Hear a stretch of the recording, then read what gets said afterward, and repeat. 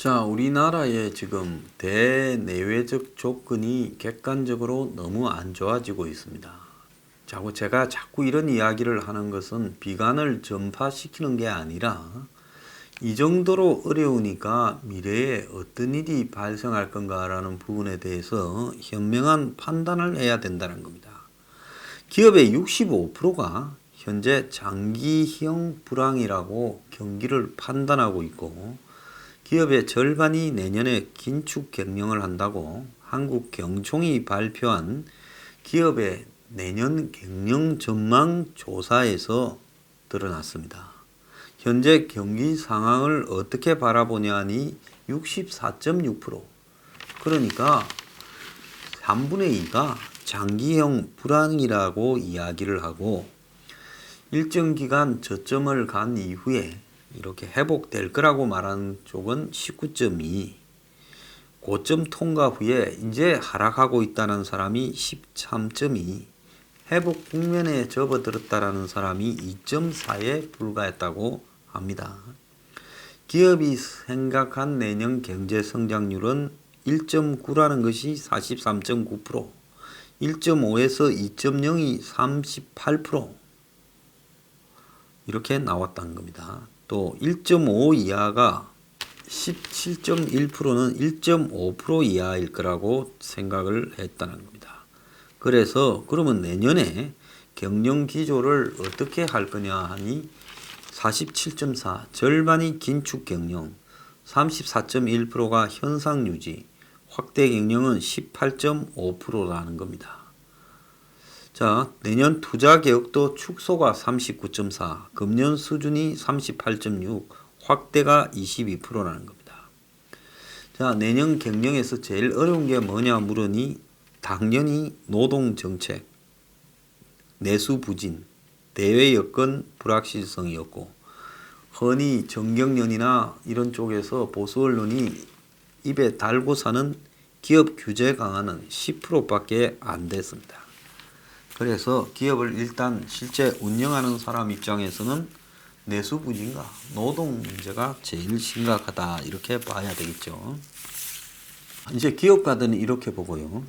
이제 금융 전문가들은 어떻게 보느냐라고 한국은행이 국내에 아주 유명한 금융기관 임직원, 금융권별 협회 및 금융경제연구소 직원, 대학 교수, 해외 금융기관, 한국 투자 담당자 등 92명에게 1년 이내에 금융 리스크, 즉 금융 리스크라 하면 IMF 같은 상황이 발생할 가능성이 있냐라고 물으니까 그 전문가들이 1년 이내에 그렇다라는 비중이 4%였는데 13%로 늘어났다는 겁니다. 얼마 만에요? 6개월 만에. 6개월 전에는 4%밖에 안 됐는데 13%로 늘어났고 미중 무역 분쟁이나 글로벌 경기도나 가계부채, 중국 경제 불안 등이 그 주요 원인이다. 이렇게 말을 했다고 합니다. 자, 그리고 향후 1에서 3년 사이에 금융 리스크가 발생할 가능성은 34에서 26%로 하락했다고 합니다.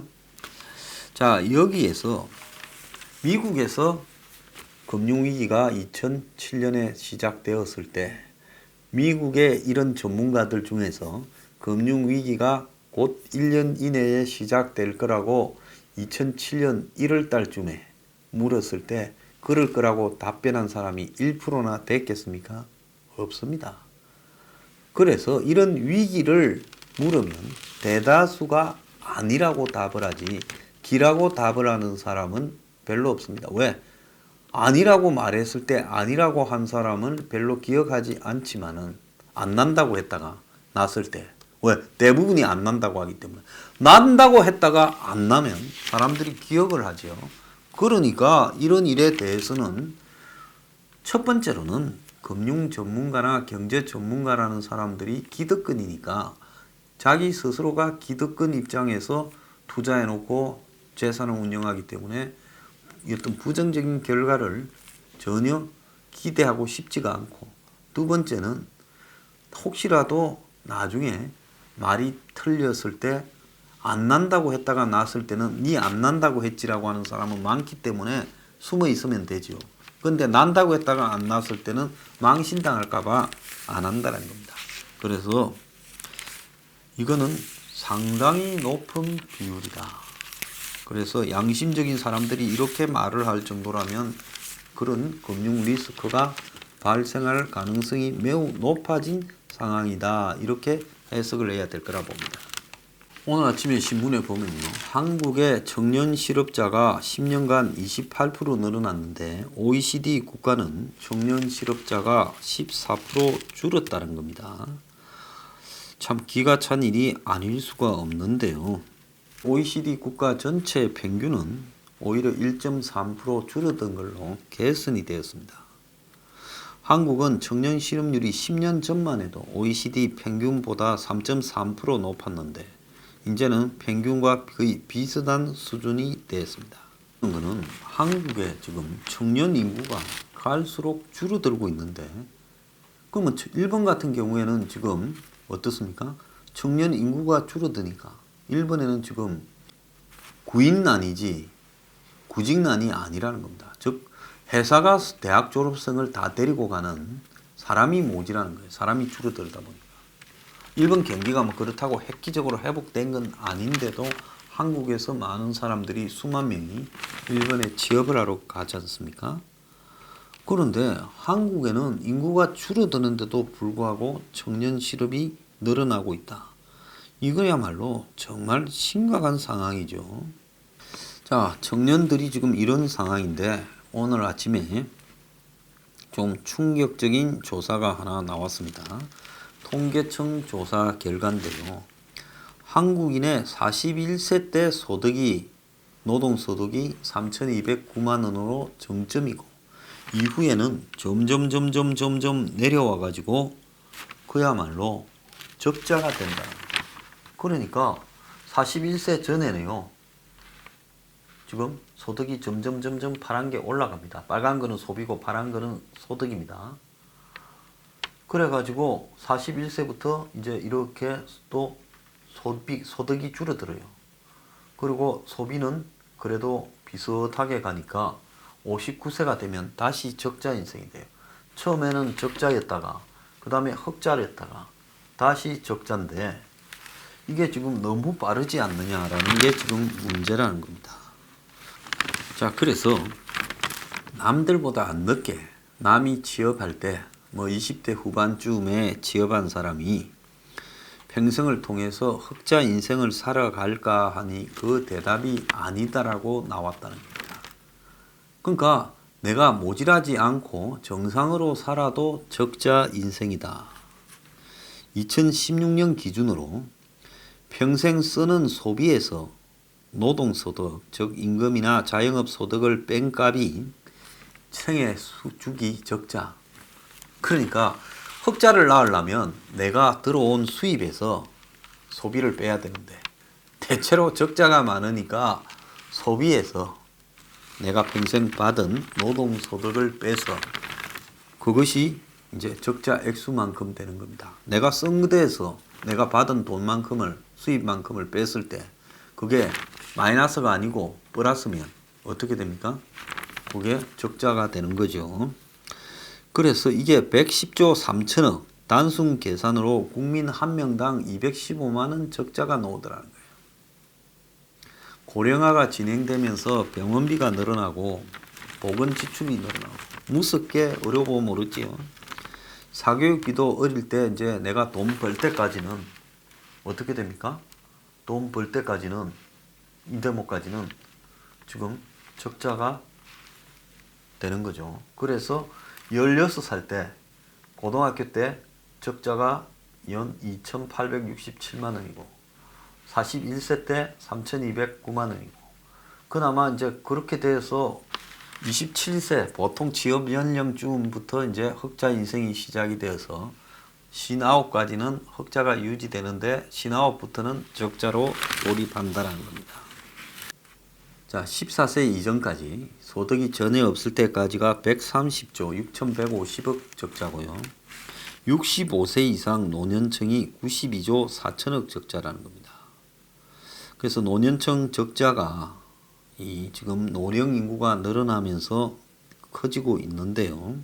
이제는 59세 이후에 적자가 늘어나서 59세는 노동소득으로 1776만 원을 벌고 소비는 1855만 원이 되면서 적자가 79만 원이라는 겁니다. 한국인의 평균 수명이 82.7세라고 이렇게 보면 이제 59세부터 한 24년간을 마이너스 인생을 살아간다는 거예요. 그러면 24년간을 마이너스 인생을 살아갈 만큼의 돈을 모아 놓을 수 있느냐? 이게 지금 문제란 거죠. 자, 그런데 일반적으로 소비는 노동소득 외에도 자본 이전 소득도 있으니까 이거보다는 좀 나을 수 있겠지만은, 자, 생애 주기별로 노동소득보다는 소비가 큰 게 일반적인 현상이다. 이렇게 지금 보통 이야기를 하고 있다는 겁니다. 자, 그래서 제가 봤을 때 젊었을 때까지의 적자는 어쩔 수 없고 취업했을 이후의 흑자나 이런 것은 이제 흑자가 크면 클수록 좋은 거고, 문제는 59세 때부터 적자가 시작되는데 옛날에는 빨리 죽었어요. 70대 초중반에 다 돌아가시지 않았습니까? 이제는 그때보다 10년을 더 사는데 10년 적자가 생기는데, 이제 그때 74세부터 뭐 84세까지는 돈을 벌 수가 거의 없는 나이잖아요. 그러면 그때 이제 적자는 어떻게 누가 감당하느냐? 그렇다고 의료보험이 많이 있느냐? 그런 것도 아니라는 겁니다. 자, 이런 세상에서 국가가 이제 노인들을 그러면 돈 다 떨어진 노인 한 74세 이후부터 돌아가실 때까지를 돌볼 수 있느냐? 지금 국가의 복지 시스템은 턱없이 부족해요. 그것도 움직이는 노인한테나 각종 뭐 치료 사업격인 일자리 자금 나눠주지 움직이지 못하는 노인들한테는 그것도 못 주는 겁니다. 그러면 앞으로 어떻게 하느냐? 대다수의 중산층 이하 노인이 다 저럴 건데 어떻게 할 거냐는 문제가 있는 겁니다. 지금 청년 세대들이 또 돈을 버는 사람들 중에 이 프리카리아트라고 부르는 임시직 노동자들이 많습니다. 자, 경찰청과 고용노동부가 오토바이 집중 단속을 한다는데요. 이 라이드 배달로 먹고 사는 젊은 사람들이 굉장히 많은데, 자, 이런 배달하는 오토바이들에게 불법에 대해서 이제 스마트 국민 제보로 사진 찍어 가지고 교통위반 집중 단속을 한다는데, 그러려면 우리한테도 제대로 돈 떼먹지 말고 제대로 좀 주라는 겁니다. 자, 이 사람들이 이야기하는 거는 서울시에 등록된 오토바이가 45만 대인데 주차장은 턱없이 부족하다는 거예요. 오토바이 주차장은요. 음식 배달업체 앞에 세워놓은 오토바이는 다 불법 주차라는 겁니다. 그리고 배달 오토바이에 부착된 배달통, 핸드폰 거치대도 또 불법 부착물이라는 거예요. 그래서 경찰이 진짜 이걸 단속하고 싶으면 그냥 배달 앱 관련되는 배달 대행 사무실로 찾아가서 동네에 오토바이가 많이 세워져 있는 거기로 찾아가서 벌금을 매기면 되고, 치킨 회사나 맥도날드 앞에 찾아가서 매기면 된다는 겁니다. 그러면 단속할 필요도 없이 그냥 그 세워놓은 거 다 벌금 때려버리면 된다는 거예요. 그러면 손님들은 이 주차장도 없는 오토바이한테 음식 갖고 오라고 배달을 시키면 안 된다는 거죠. 배달통이 없이 배달하다가 음식이 식어도 그냥 먹어야 되고, 핸드폰 거치대가 없어서 배터리가 다 돼도 그러면 배달이 안 된다 소리를 감수해야 된다는 겁니다. 자, 그래서 신호 위반만 이야기를 하지만은 이런 배달 앱 등에는 손님과의 약속 시간이 떠서 실시간으로 이제 배달을 갖다가 제대로 되고 있는가, 음식 가게에서 음식을 15분 안에 픽업하고 전달하는 시간 15분에서 30분 안에는 가야 된다. 자, 그래서 이런 부분들을 갖다가 이렇게 단속하고 쪼으면서 어떻게 신호 위반했니, 교통법규를 지켰니, 안 지켰니를 이야기를 하느냐는 겁니다. 자, 그래서 그동안 음식 가게, 배달업체, 국가 시키는 손님들이 지불해야 될 비용들을 사실상으로 저가로 그냥 이런 배달하는 청년들에게 떠넘기면서 이들이 스스로 오토바이 마련하고 불법 주정차 사고 위험까지 다 감수하고 그리고 음식 가게와 배달 업체의 비용도 줄여줬는데 실제로 배달한 사람이 3년 동안 손님이 늦게 다그쳐서 늦게 온다고 막 조져서 신호 위반 배달하다가 경찰에 납부한 금액도 12만 원이라는 겁니다. 그러니까 평균 이것보다 더 훨씬 많이 내겠죠. 그래서 각 이 주체가 갑질하는 동안에 피해는 배달하는 사람이 양아치다라고 시민들한테 욕먹으면서 열심히 날란 대가로 그들은 이렇게 편안하게 돈 벌었다. 자, 그런데 경찰이 단속을 해서 제대로 전용 주차장에 주차를 하고 가다면서 신호 지키고 이러려면 배달만 30분이 더 걸리니까 이제 음식을 한 1시간 만에 먹도록 배달하고 그렇게 다 마음을 바꿔야 되는 거 아니냐. 거기에다가 배달 한 개에 소비자와 음식 가게가 공동으로 3,500원에서 4,000원을 지불하고 여기에 라이더에게 2,500원에서 3,000원 주고 나머지 500원에 1,000원을 배달 플랫폼사나 배달 대행업체가 나눠 먹는데 완벽하게 법 지키면서 배달하면 1시간에 2개 정도 할 수 있으니 라이더가 주 수당을 포함한 최저임금 1030원과 비슷하게 벌려면 배달 한 개당 6,000원 이상은 줘야 돈이 되는 거 아니냐. 여기에 기름값 보험료까지 들어가니 최저임금보다도 모자란다. 이 맞는 이야기죠. 이 배달해서 음식 시켜 먹는 부분에서 이 사람들이 1시간에 나를 수 있는 숫자와 그들의 최저임금 부분들을 갖다가 이렇게 고려하면 한마디로 지금 단속이 웃기는 이야기가 될 수 있는 겁니다. 이 라이더들이 출입이 어려운 메세나폴리스 요 합정에 있지요. 제 사무실 옆에. 여기에 지금 실제로 한 유튜브에서 나르는 이 모습을 처음부터 끝까지 한번 보여줬다는 겁니다. 그래서 여기에는 가면 그야말로 갇혀가지고 나오지 못하는 일도 몇 번 이렇게 된다는 거예요.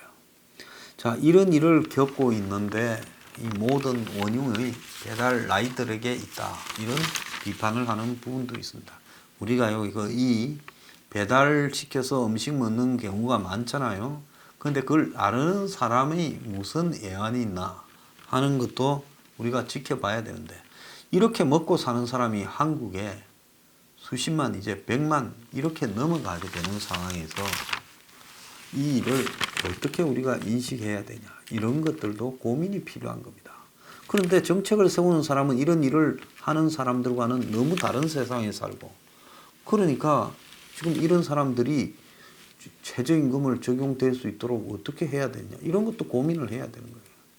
그런데 그런 부분들은 다 놔놓은 채 배달업들이 앉아서 떼돈을 벌고 주식 상장해서 돈 벌고 그렇게 가서는 됩니까? 저는 배달하는 사람들끼리 협동조합을 만들어 가지고요 비용을 갖다가 줄이면서 자기들이 많은 몫을 가져갈 수 있도록 이게 도와야 되는 거 아니냐. 누가 거기에 관심이 있습니까?